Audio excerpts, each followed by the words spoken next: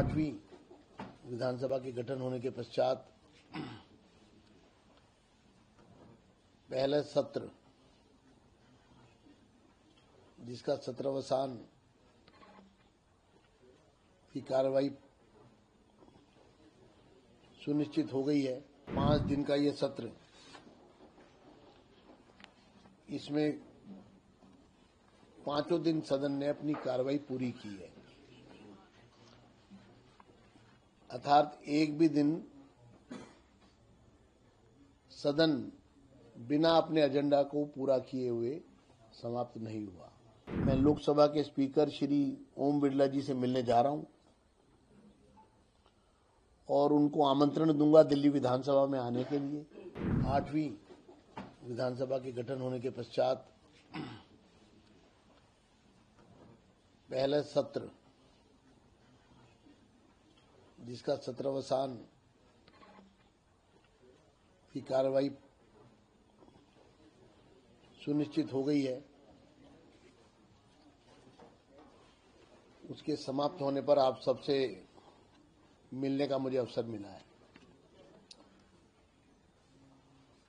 ये 5 दिन का ये सत्र,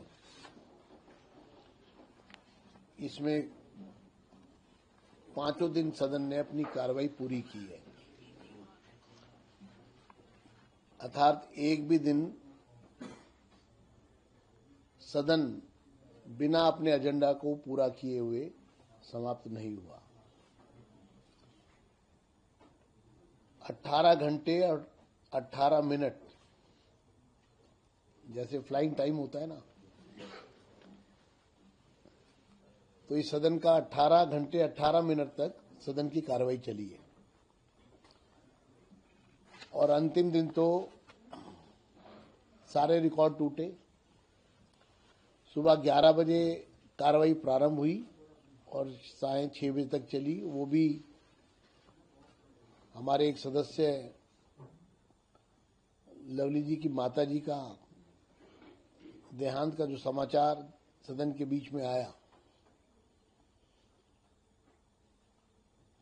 तो 7 घंटे और चर्चा में सदस्यों ने भरपूर भाग लिया और सदन में सदस्यों की उपस्थिति भी अंत तक पूरी तरह से बनी रही। कुल 5 दिन में 100 विभिन्न अवसरों पर 126 सदस्यों ने सदन में अपने विचार व्यक्त किए। ये भी अपने आप में एक रिकॉर्ड है कि नया सदन जिसमें 100 विभिन्न अवसरों पर 126 सदस्यों ने अपने विचार व्यक्त किए। सभी को बोलने का मौका दिया गया। विपक्ष की तरफ से भी जितने नाम आए, नेता प्रतिपक्ष की द्वारा जितने नाम भेजे गए, सभी को बुलाया गया, सभी को मौका दिया गया। सीएजी की रिपोर्ट जो लॉन्ग अवेटेड थी, जिसे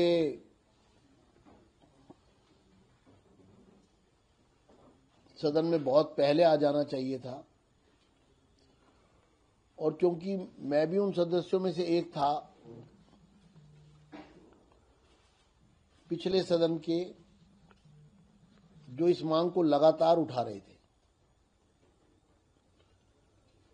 राष्ट्रपति जी से मिले थे, उपराज्यपाल जी से मिले थे। कोई संवैधानिक संस्थान ऐसा नहीं था देश का, कोई प्रशासनिक व्यवस्था ऐसी नहीं थी, कोई राजनीतिक प्लेटफॉर्म ऐसा नहीं था जहां पर हमने दरवाजे ना खटखटाए हों। और अंतोगत्वा जब उम्मीद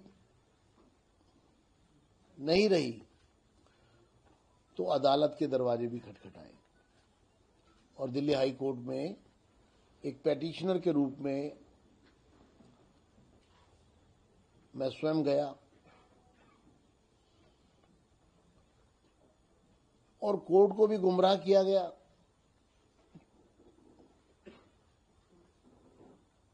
कोर्ट ने फैसला भी सुना दिया और साथ में ये भी कह दिया कि जो कमिटमेंट हाई कोर्ट को की अगर पूरी ना हो तो आप दोबारा आ सकते हैं। लेकिन दिल्ली का दुर्भाग्य देखिए कि 5 दिन के अंदर अंदर, ये भी अपने आप में एक रिकॉर्ड होगा, 5 दिन के अंदर अंदर में हम दोबारा हाई कोर्ट गए सेम मामले में और फिर पिटीशन डाली और मुझे नहीं मालूम था ये दायित्व मेरे ही कंधों पर आ जाएगा कि जो अदालत ने कहा था कि स्पीकर का अधिकार क्षेत्र और स्पीकर इस कार्य को करेंगे। तो मैंने सहर्ष सीएजी की रिपोर्ट जो पूरा देश जानना चाहता था उसको सिलसिलेवार सदन में हम लेकर आ रहे हैं। लेकिन क्या सीएजी की रिपोर्ट टेबल हो जाना ही, लोगों के सामने सीएजी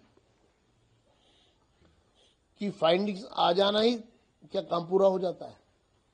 ऐसा नहीं है। ये तो एक शुरुआत है। ये अब हाउस के जुरिडिक्शन में है। ये इस सदन की संपत्ति है सीएजी की रिपोर्ट और इसको अंजाम तक पहुंचाना, इसका भी दायित्व सदन के कंधों पर है, चेयर के कंधों पर है। हम दिल्ली की जनता को, देश की जनता को विश्वास दिलाते हैं इस प्रक्रिया को जल्द से जल्द पूरा किया जाएगा, बिना एक दिन भी गंवाए, 1 घंटा भी गंवाए, 1 मिनट भी खराब किए। इसीलिए सदन में पीएसी 3 महीने में रिपोर्ट देगी और क्योंकि पीएसी का गठन बजट सेशन में होगा, वो 1 अप्रैल से काम करना प्रारंभ करेगी, तो ये समय भी व्यर्थ ना जाए, इसलिए हाउस से ही डायरेक्शन दी गई कि सीएजी की रिपोर्ट संबंधित विभागों को भेज दी जाए और उस पर एक्शन टेकन नोट 1 महीने के अंदर अंदर चेयर के कार्यालय तक, स्पीकर कार्यालय तक पहुंच जाए।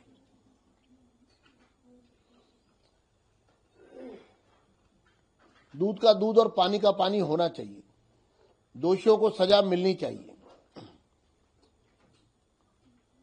और दोषियों को सजा देने की जिम्मेदारी भी सदन की है। इसलिए आने वाले दिनों में इस सदन में बहुत बड़े बड़े महत्वपूर्ण फैसले लिए जाएंगे सीएजी के संबंध में। अभी हमने कुछ शुरुआत की है। पिछले 10 वर्ष मैं भी सदन का सदस्य था। सदन की परंपराओं, सदन के नियम कानून, रूल बुक का उपहास होता था और सदन की बैठक बुलाने का जो रवैया था वो सर्वथा निंदनीय है। उसको कभी वो एक तरह का लोकतंत्र के इतिहास का एक काला अध्याय है। कैसे सदन को एक पॉकेट ऑर्गेनाइजेशन बनाया गया, कैसे सदन को एक पॉकेट ऑर्गेनाइजेशन से बढ़कर उसका बेजा इस्तेमाल किया गया, कैसे उसको राजनीतिक हथियार के रूप में इस्तेमाल किया, ये बहुत ही पीड़ा देने वाला काल था। इसलिए हमने तय किया है कि विधिवत सत्रवसान होंगे। जो स्थगित होते थे सदन अनिश्चित काल के लिए, प्रोरोग नहीं होते थे, साइनडाई होते थे सिर्फ। अब विधिवत प्रोरोग होंगे, सत्रावसान होगा और हमने पहले सत्र के सत्रावसान का कार्रवाई पूरी कर ली है। यानी अब बजट का जो सत्र प्रारंभ होगा वो इस विधानसभा का पहले वर्ष का दूसरा सत्र होगा। आपको ध्यान है 2020 से 25 तक साल में एक सत्र होता था और उसके पार्ट 8-8, 9-9, 7-7, 10-10 भी हुए होंगे।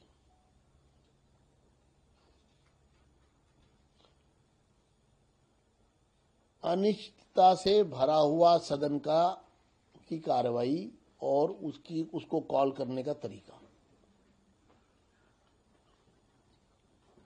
हम इस प्रथा को यहीं समाप्ति की घोषणा करते हैं। इस तरह सदन की बैठकें नहीं होगी। दूसरा हमारा कहना है कि ये जो सत्रावसान ना होने से नुकसान किस किस प्रकार से है।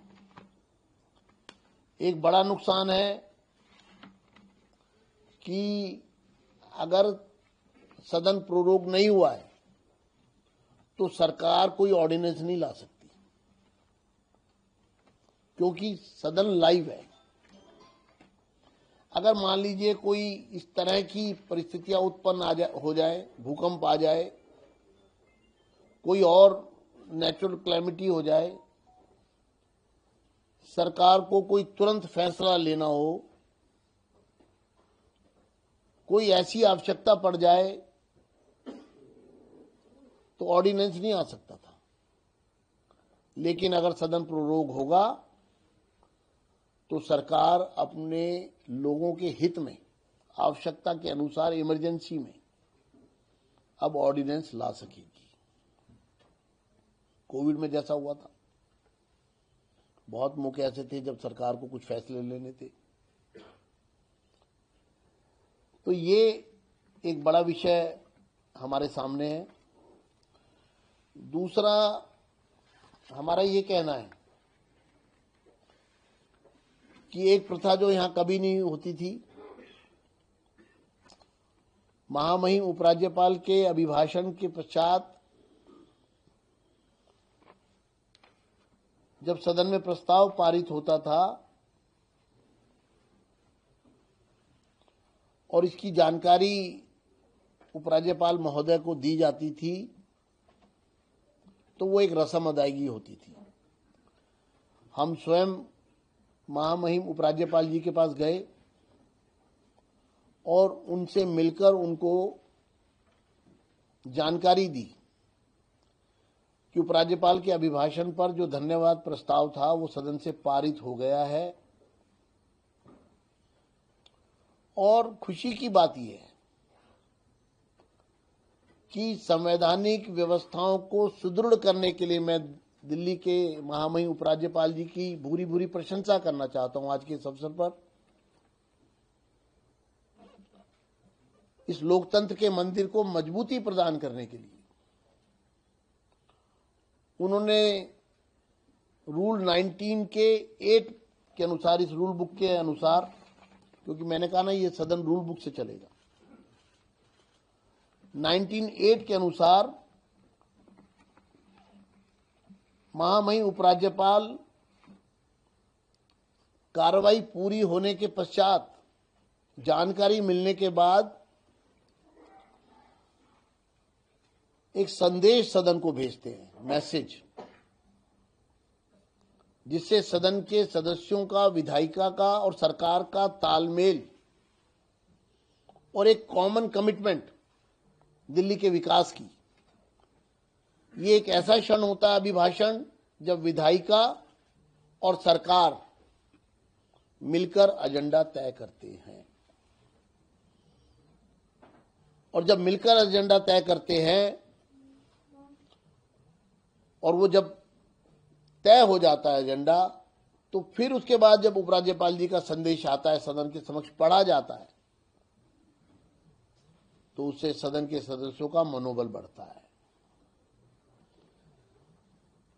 मैंने जब जानकारी जुटाई सचिवालय दिल्ली विधानसभा से, तो मालूम चला दिल्ली के उपराज्यपाल श्री वीके सक्सेना जी का ये पहला मैसेज आया है। इससे पहले कभी मैसेज नहीं आया। इसके लिए हम उनकी हृदय की गहराइयों से उनको साधुवाद देते हैं, उनका आभार प्रकट करते हैं कि उन्होंने एक नई शुरुआत इस असेंबली के लिए की है। मुझे इसके साथ साथ कुछ मेरे खट्टे मीठे अनुभव हैं, उनसे भी मैं अवगत कराना चाहता हूं, जिन्होंने मुझे पीड़ा दी इन 5 दिनों के दौरान।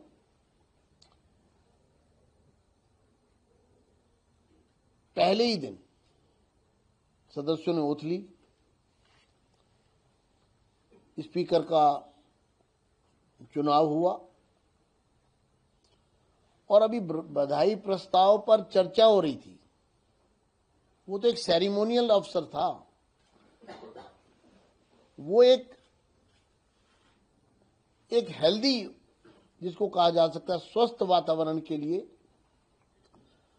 वो कोई राजनीति के क्षण नहीं होते हैं। वो एक ऐसा क्षण होता है जब हम एक नई शुरुआत की ओर बढ़ रहे हैं। लेकिन विपक्ष ने बड़ा गैर जिम्मेदार व्यवहार किया और बधाई प्रस्ताव के बीच में ही हंगामा कर दिया।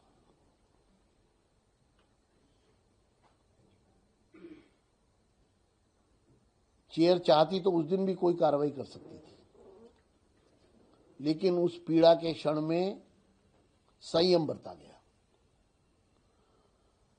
और विपक्ष को समझाने के बाद भी जब उन्होंने नहीं माना,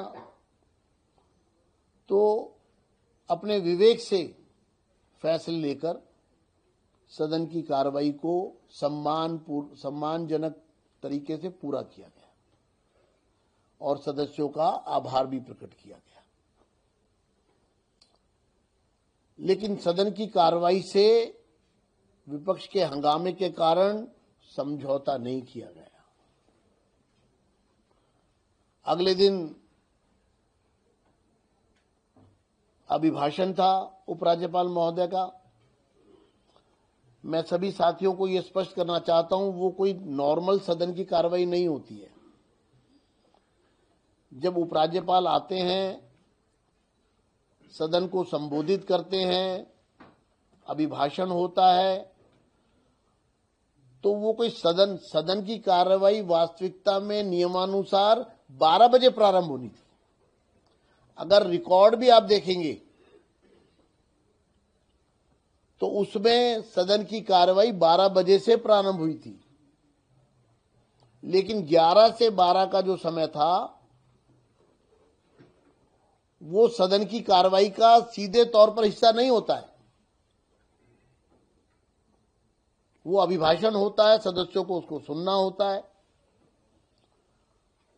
और उसके बाद जब सदन, बहुत सारे मौके तो ऐसे होते हैं कि अभिभाषण के बाद सदन समाप्त हो जाता है। उस दिन सिर्फ अभिभाषण होता है और फिर अगले दिन सदन बैठता है। लेकिन हमने समय का सदुपयोग करने की सोची और हमें लगा कि सब सदस्य आएंगे, सब लोग आएंगे, नई असेंबली है, तो हम उसको देरी क्यों करें, और इसलिए हम उसी दिन 12 बजे से सदन भी बिठाएंगे। लेकिन अभिभाषण में भी उसी प्रकार का रवैया जो देखा गया वो भी चिंताजनक था और दुर्भाग्यवश चेयर को कार्रवाई करनी पड़ी।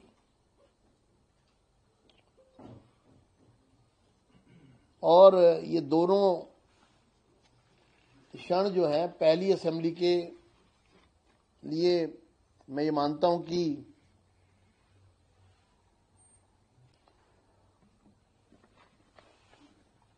नहीं होने चाहिए थे जो हुए। अभी आपकी जानकारी के लिए नियम 280 में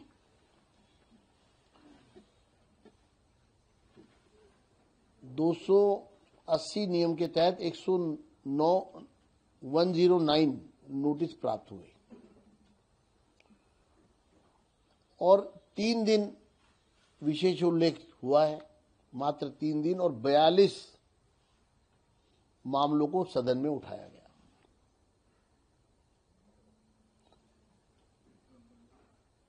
जिन्हें संबंधित विभागों को उत्तर देने के लिए भेज दिया गया है।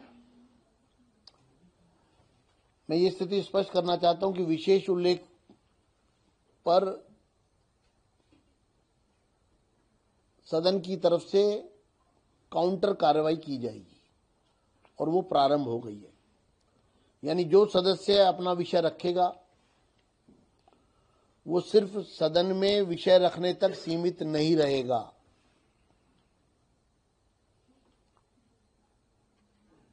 उसे उस पर संबंधित विभाग से उत्तर की अपेक्षा रहेगी और वो माननीय सदस्य तक उसकी शंका का उत्तर उन्हें मिलेगा समाधान के साथ।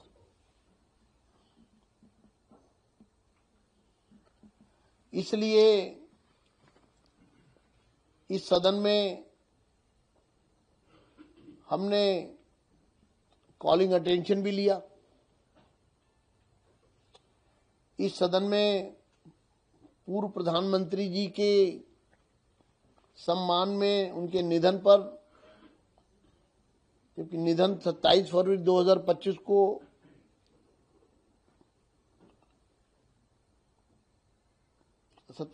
2025 को हमने श्रद्धांजलि अर्पित की।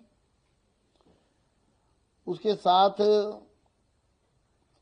जैसा मैंने कहा कि कल बहुत ही अच्छा विषय था कि हमने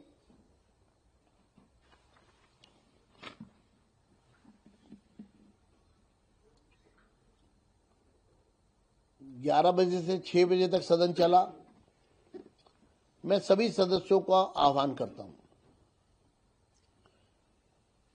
कि वो ज्यादा से ज्यादा चर्चा में हिस्सा लें, सदन की गरिमा को बना के रखें। सदन की गरिमा से किसी प्रकार का समझौता नहीं हो सकता है। कल एक सदस्य ने सदन की गरिमा को ठेस पहुंचाई। सदन में उनको आग्रह किया गया, चेतावनी दी गई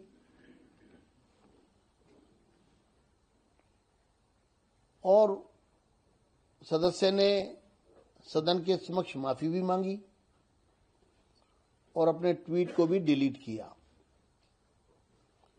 ये सदन की मजबूती का और सदन में लिए जा रहे फैसलों का मजबूती से पालन हो रहा है, इसका ये प्रत्यक्ष रूप से एक संदेश है।